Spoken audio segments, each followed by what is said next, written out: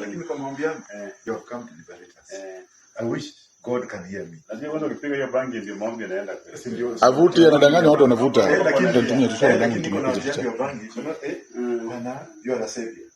Nataka kwenda on record. You are the only savior we have in here. Hakuna mwingine. Hakuna mwingine. Nani toto kwa. Ukiona mimi nakukuja kaa. Ukiona mimi nakufikiria hivi, hiyo ni kutoka Mungu, sio mchezo. Mheshimiwa hapa is the only savior. Savior hapa ndio amefunua. Hakuna mwingine. Toto ongea kitu. Mimi nimesema kwamba Mungu anatembea mkono, tunataka tufanye na nitembea mkono, kwa hiyo tumekuwa tukichezea kila siku. Welcome back to Havana Media. My name is Boniface Wino, and as usual I'm going to be your host for today. Now, before we discuss or before we talk about what I want us to talk about, there is a news that we've just received concerning the issue of CG, that is Chief General Bola, and it has been reported that a helicopter or chopper has crashed in West Pokot. The chopper that carried 8 people, unfortunately 5 have lost their lives and 3 have been rushed to the hospital. Among the 3 that have been rushed to the hospital, Gola, and that is the only information that we have.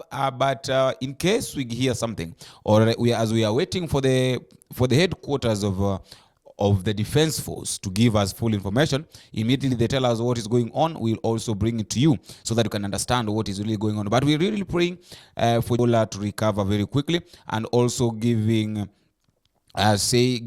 hopes and maybe telling the people that have already lost their lives and their families that may their souls rest in peace. There are 3 things that I want us to talk about here. There are 3 things that I want us to talk about. The first thing is about this issue of people claiming that Sifuna is on Sakaja's neck simply because he wants to be the next governor of Nairobi County, in which Sifuna clarified and said that he doesn't want to be the governor. And also this issue of doctor strike, there is something that William Ruto said, that in case you're supporting the doctors strike, you should pay them your own money. That one also we'll talk about, and what Sifuna responded. And lastly, this issue of George NATEMBEA being supported by WAJAKOYA on this issue of his TAWE movement. Those are the 3 things that I want us to talk about. But before we do that, I would like to give you a chance to go to the subscription area. You click the subscribe button, you like, you share, and also drop me a comment at the comment section. As I normally say, that feedback is normally the key thing in any form of communication. And I will not forget to say thanks to those who have been giving us your support, those who are joining as time goes by, those who are watching our videos, and even those who are giving us a comment at the comment section, because that comment is very much important. Thank you very much. You can also tell me where you're watching us from, and all shall be well. Thank you very much. May God bless you. Asante sana. Now, jumping back to our discussion. Today in the morning, Edwin Sifuna, that is the Secretary General of ODM party, and we've heard him. You know, Sifuna is used to Parliament so much, and today during the meetings of ODM governors, gubernatorial meetings, and the meetings that they had, I had Sifuna calling Raila Odinga as Mr. Speaker, sir. He did enumerate to the delegates the steps that led to the reconstitution of the National Elections Board then, and read out the names of the members, also on reconstitution of the party disciplinary committee, and that members of both teams had already been taken through an induction course. Mr. Speaker, sorry. Something that was very funny though, but he came and rectified it, because you know when you think too much about work, you can say anything. Even when you're at home, you can just mention things to do with work. It shows how you are obsessed with what you're doing. He was talking about these issues. He clarified this issue of people saying that I'm against Sakaja because I want to be the governor, and he said that he doesn't want to be the governor of Nairobi. He's contented with the work that he has as a senator, and he's just trying his level best to make sure that Nairobi runs in the right direction. Listen to him. I have seen newspapers, including the Standard newspaper, claiming that because we are doing our jobs, we have begun early campaigns. When Sifuna goes to Mbagathi to ascertain whether there are drugs at Mbagathi, that doesn't mean I'm running for governor. And I have said it publicly, I am not interested in being governor of Nairobi. Okay. I am happy with the job that I have been given as a senator of Nairobi. It is not a witch hunt against anybody. When I request that so-and-so appears before before a certain committee or so appears before the full house. We don't call governors before the Senate to ask them their favorite TikTok filter or your favorite color or your favorite meal. No. We are there to discuss serious issues, and if you impede my oversight duty by refusing to show up to summons of committees of the Senate, I will do it on the media. It is that simple, no? Because look at the instances, for instance, with my governor. What have we been summoning Governor Sakaja over? At the Energy Committee, we summoned Governor Sakaja over the Mradi fire incident. Right. That is not a light matter. It is not a joke. It is something that you would think everybody would prioritize. We have had opportunity to speak to every agency that was involved, either in regulation or licensing of that gas plant. We lost lives there, and it's not a joke. True. So we have spoken to EPRA, we have spoken to the CS. Chirchir made time to come before the Energy Committee. We have spoken to NEMA. The missing link is the governor of Nairobi. At the Housing Committee, what were we calling Sakaja to do? We were not there to, he's not at our favorite. We like to sit want to see him every we want time. to see him every day. No. Yeah. We were there because of a petition by residents of the 13 estates that his county government is redeveloping under the urban regeneration program. And these people are saying, the people from Woodley, Jericho Lumumba, they are there asking questions, the questions that only the governor of Nairobi can answer. So when we summon him and he fails to appear 5, 6, 7 times, it is not us he's disrespecting. He's disrespecting the people of Nairobi. And you cannot say that it is a witch hunt. What were we calling him about at the Public Accounts Committee of the Senate? It is precisely what you have asked. We want to interrogate the reports of the Auditor General. These are not Sifuna's reports. It is not Sifuna who said there are 30 roads that are stalled in Nairobi. It is not me. It is not Sifuna saying that there was irregular procurement of bitumen, for instance, in the 2023 report. So when he fails to appear, he is impeding my capacity and the capacity of the Senate to do its job of oversight. Nairobi, by the way, has adverse reports for the last, I think, since devolution began. It is either adverse reports or disclaimers. We want to sit down with Sakaja, and we are not fools. We understand that some of them relate to a period where he was not governor.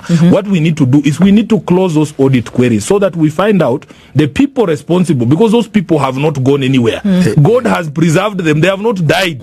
They are there. We know them. We can see them on social media. And Senate has power to call anyone, including people who were previously in that administration. So what you're supposed to do, and we have seen all governors, by the way, all governors appear before committees of the Senate. Yes. It is only my governor who, for some reason, is always traveling and finds an excuse to be outside the country or to be unable to appear before the Senate. Last 2 weeks, I'll give you a classic example.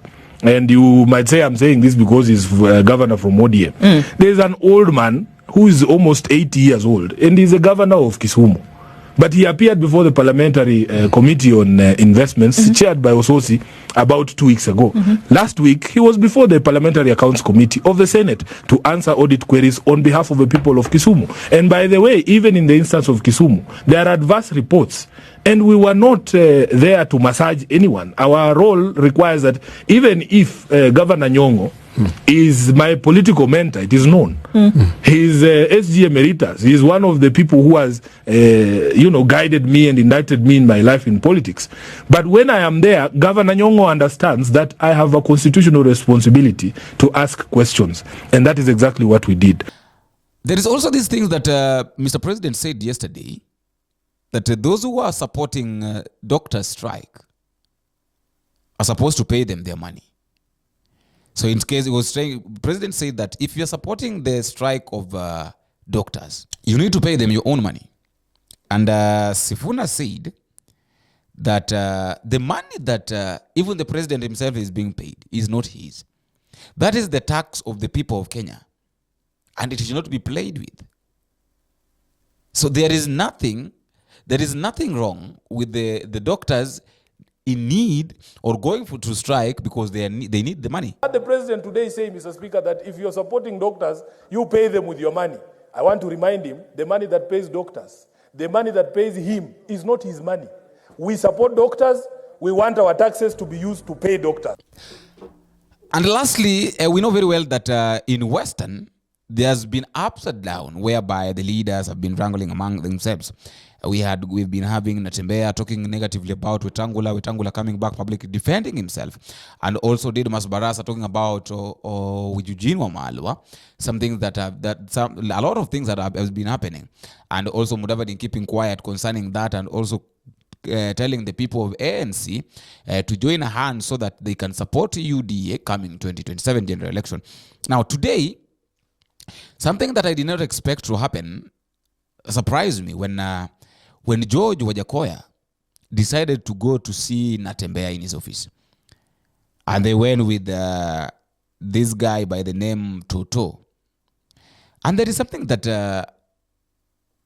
WAJAKOYA said, that if there is someone who have decided to stand firm and rescue the people of Western, is NATEMBEA, because the people of Western have been suffering all along, and there's no one who have been helping them. So I was wondering, okay, in as much as he was not in power, but WAJAKOYA is also from Western. And the other time I had him when they were with the Gachagua in Central, he said that he was going to invite Gachagua in Western. But 2 days later, we had Gachagua turning the invitation down, saying that if they're going to discuss the issue with the NATEMBEA, there's no need, because NATEMBEA is a leader. NATEMBEA knows what he wants, knows what he does. So there is nothing they're going to discuss concerning NATEMBEA. And there's nothing he can talk about concerning NATEMBEA. Ati nimwambie NATEMBEA akae karibu na mimi. Mimi hata sitahili kumwambia. For NATEMBEA is a natural step, because NATEMBEA is government from the time he was employed to today. Huyu tulikuwa na yeye na uniform moja. Mimi nilikuwa mkubwa kwake, tulikuwa madio pamoja. Alafu akakuwa DC. Hii mtu hata ukikata damu yake ni serikali. Si ndio? Ndio alikuwa anahangaisha huyu ngeno. Because NATEMBEA is a leader, has been in the force, he knows what to do, he knows what is right and what is wrong. So today I was surprised when WAJAKOYA is going to and telling NATEMBEA that they will support him. During in that movement of TAWE, they are going to support him. Lakini kamwambia, you have come to liberate us. I wish God can hear me. Lazima kwanza ukipiga hiyo bangi ndio mambo yanaenda. Avuti anadanganya watu wanavuta. Lakini tunatumia tuseme lakini niko na ujanja wa bangi. Bwana, you are a savior. Nataka kwenda on record. You are the only savior we have in here. Hakuna mwingine. Hakuna mwingine. Nani toto ukiona mimi ukiona mimi nakufikiria hivi, hiyo ni kutoka Mungu, sio mchezo. Mheshimiwa hapa is the only savior. Savior hapa ndio amefunua. Hakuna mwingine. Toto ongea kitu. Mimi nimesema kwamba Mungu anatembea mkono, tunataka tufanye na NATEMBEA mkono, kwa hiyo tumekuwa tukichezea kila siku. Sasa Mungu ametuletea mtu atatusaidia. Na mimi kama tutoka kutoka Kakamega, tumekuja kumtembelea bwana gavana hapa. Tumesema tia nguvu, usitishwe na mtu, tuko pamoja na wewe. Matokeo ya Mluya ni yale. Matokeo ya Mluya ni hiyo tunataka. Waluya wetu wamekuwa kihangaishwa, bali NATEMBEA amekuja miaka hii yote. Watu wameng'ang'ana huko kwa serikali hakujaisaidia, lakini sasa tumesema Waluya, this is the right time kuamka. And I approved of that message. Mambo ya kina Wetangula. Mambo ya kina Mudavadi. Asante ndugu yangu. Ishe kabisa. Shindwe kabisa. Asante. Wacha tupambane. So my question is, could it be that this TAWE movement is a new party that is being formed to rescue the people of Western from the hands of the likes of ANC and Ford Kenya? Could it be that the TAWE movement is going to be the new NATEMBEA's party? And how is it going to affect the Western politics? Or how is it going to change to overturn the Western politics? Because the TAWE movement is very much strong, and everybody who hears about it wants to know what is really going on in the TAWE movement. I don't know what you think. That is why I'm giving you a chance at the comment section so that you can also tell me your mind. And until we meet again, I have been your host, Boniface. Bye-bye.